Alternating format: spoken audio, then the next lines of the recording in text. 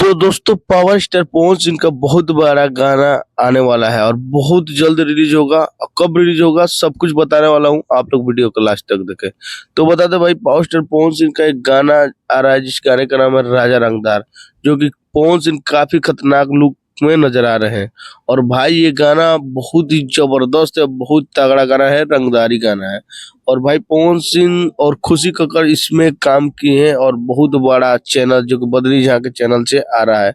और इस गाने का मतलब थोड़ा सा टीजर रिलीज हुआ था, बाकी काफी ज्यादा वायरल हुआ था भाई, बहुत ही जबरदस्त।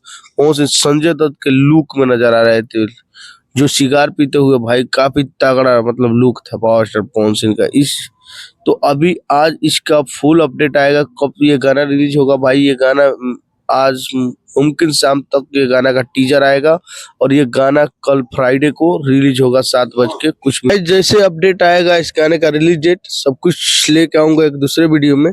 तब तक कैसा लगा वीडियो कमेंट कीजिए और चैनल को सब्सक्राइब कीजिए, वीडियो को लाइक कर दे भाई। मिलते हैं नेक्स्ट अपडेट के साथ।